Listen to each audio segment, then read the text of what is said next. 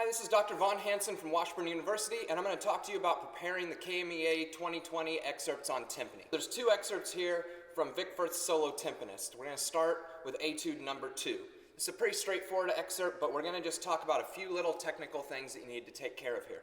First of all, I just want to talk about getting a good sound when you're playing at a forte or fortissimo dynamic. It's really easy to get a bad twangy sound on the timpani by playing too far through it. So we need to talk about touch, which is how we strike the instrument. We need to just make contact with the head and then lift off the head. We don't want to play through the drum and get this nasty twangy sound. If you imagine the whole drum is full of mashed potatoes, and then we take a knife and we slice it off so it looks like glass, it looks like a drum head here. We just want to put a picture of the tip of our mallet, so the head of our mallet, put little divots in the mashed potato. We don't want to put a picture of the shaft down into the mashed potatoes because that'll get a twangy sound. So here's just making divots. Now I'm going to play through, so in my brain I would make a picture of the shaft of my mallets in that mashed potatoes. So we get this twang, we get this slap. That's the characteristic sound that we don't want on timpani. We want to have a full, good sound with contact without getting that overplayed, twangy sound. The next thing that I want to talk about on this Etude number 2 is doubles versus cross stickings. There's some sections in here where we have to make a choice. We can't go back and forth really comfortably, so we need to do some sort of a double or a cross sticking to make these sections happen. So what I want to talk about is measures 13 through 15 and talk about how we can do these in two different ways. So first, we can do these as doubles.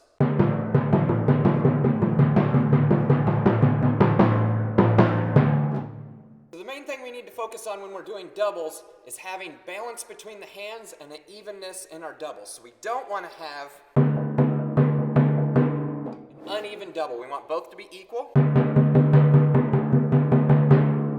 then we want to make sure that both hands are equal back and forth. For me, I feel like I have to bring out my left hand a little bit more. It's a weaker hand for me, and also this drum doesn't seem to speak as much, so I bring out my left hand just a little bit, and then I only double when I have to. So if you look at measure 15, I'm going to bring out that left hand, and then I do singles at the end.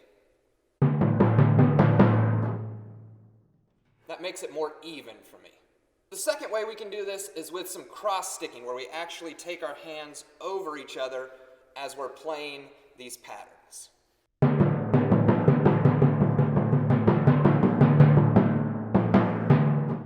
The main thing with cross sticking that I want to focus on is my angle of my stick to the head. A lot of times when we reach over, we reach too high and we get this downward angle, which with a covered mallet is softer. With this plastic on the end is a real bad sound. So to avoid that, we need to basically touch our wrists together as we cross there, so we get that same angle to the drum.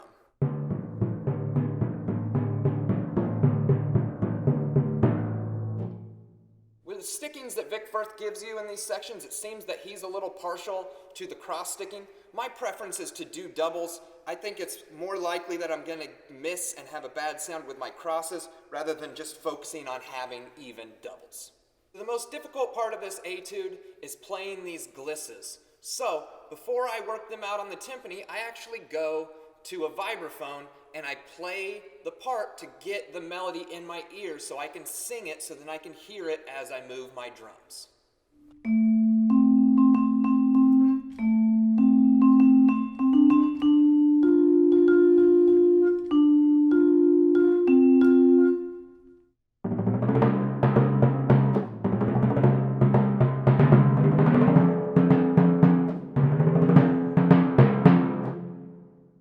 Thing that we have to take care of here is this soft playing at the end.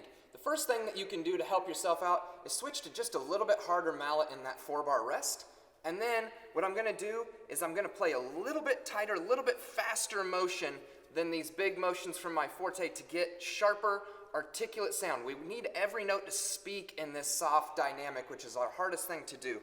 Other thing that I do is I move just slightly to the edge because it's a little bit more articulate, the head's a little tighter at the edge. You don't want to move too far and get this nasally sound, just a little bit closer to get a little bit more articulation in these soft sounds. The last line of this etude has a difficult little dampening part. What you need to do is dampen on the following eighth note after each one of these 16th note patterns. So we can clear those out for the next one. One thing to pay attention to, going from 60 into 61, that first one, since we're playing the low drum to the high, you're going to have to dampen both drums. Then you just need to dampen a single drum back and forth, and then on that last quarter note, we need to dampen with both hands.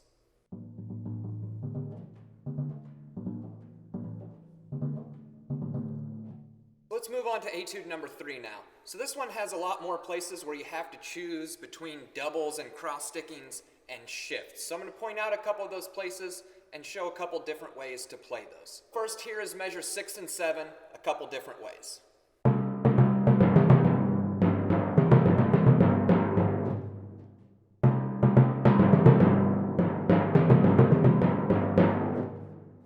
Measures 8 and 9, and when I have patterns like this, I do a shift rather than a double or a cross stick, because I think it gives me more control. So if I was to do a cross, I could do this. To me, I have a tendency to get really slappy on my bottom and top drums as I'm going at the faster tempo. I like to do a shift because I have more control and a little bit more power, and I do this as a left, right to get across that. I just feel more under control using a shift there. 13 has a really quick pattern that we need to make a choice here. We could either do it as crosses. I feel like I have to really swipe across the drums to get there. To do doubles, I do a left, right. I'm really trying to accentuate this middle drum so I don't get ba-ba-da-da. Trying to get the middle drum. So I have nice articulation on all of those drums. Let's talk about measure 30 now. If you're going to do this as crosses, you really need to focus on the E of 2 with your left hand and the and of 2 with your right hand, getting across to those drums without getting tangled up. We have 1 and 2, E and. So we hit 2 with our right hand, then we have to get the E on this drum, and then the and. So that's the biggest shift that we need to do before we do our cross. The shift is actually more important to get us in the right place.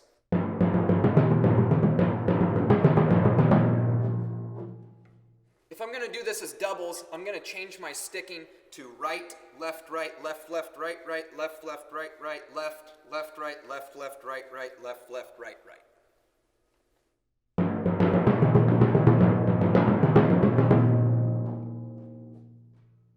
Measure 29, we have this forte piano roll. We can let the drum do some of the work for us. When I play a forte piano roll, I strike the first note, let it sit for just a second, and then I come in with my roll soft. So I'm not going, I'm playing a strike,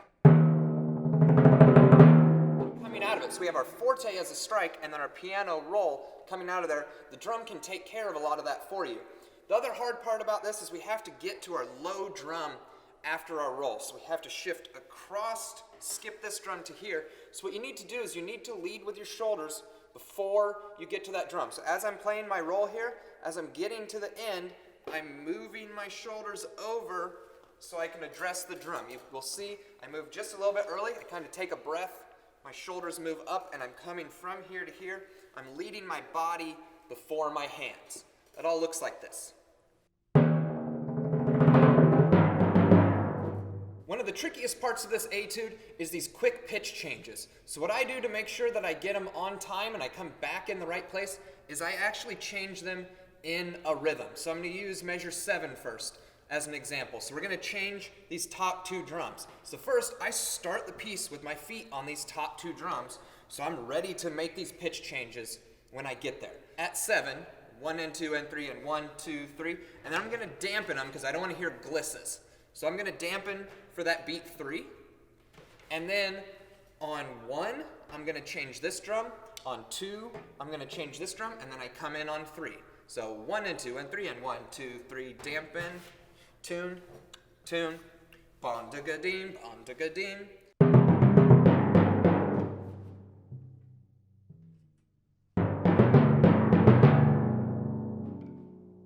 In 15 and 16, we have to change 3 drums in 2 bars. So what I do is I dampen on beat 1, and then I change 2, 3, 1, 2, 3, and then I play on beat 1.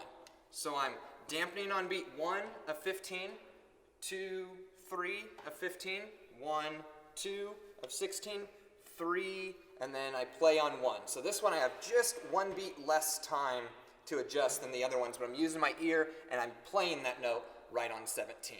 The last thing that we need to take care of in here is this meter change from 9/8 into 3/2. So normally our 8th note would stay consistent, but what he wrote is the dotted quarter becomes the half. And what that's saying is the big beat is staying consistent. So our big beat in 9/8 is the dotted quarter where we're counting 1, 2, 3, 1, 2, 3, 1, 2, 3. So we keep this going, and in 3/2, this becomes our half note. 1, 2, 3, 4, 1, 2, 3, 4, 1, 2, 3, 4, 1, 2, 3, 4, 1, and 2, and 3, and a 4, and. Okay? So we have 1, 2, 3, 2, 2, 3, 3, 2, 3, 1, 2, 3, 1, and 2, and 3, and 4, and 1, and a 2, and 3, a 4, and 1, and a 2, and 1. 2, 2, 2, Paulette, 2 and 3, 1 and 2, 3, 1. So those quarter note triplets are actually your 8th note triplets in the next bar. So you can use that to get you there. 2, 3, 2, 3, da da da da da da da da da da da da da. So if you put your metronome on, just clicking on 1 in the 9/8 bar. So if we have 1, 1, 1, and then you practice coming out of that and making sure that is clicking on beats 1 and then 3 if we're counting this in 6/4 in measure 17. Right? So we have 1, 2, 3, 1, 2, 3, 1, and a 2, and 3, a 4, and 1, 2, 3, 1, and a 2, and 1, 2, 3, 1, and a 2, and 1. Take these tips and apply them, and you'll be on your way to a successful audition. Please feel free to email me with any questions you have. If you want to play for me and let me hear something that you're doing, I'll be happy to work with anybody who reaches out to me through an email. Thank you.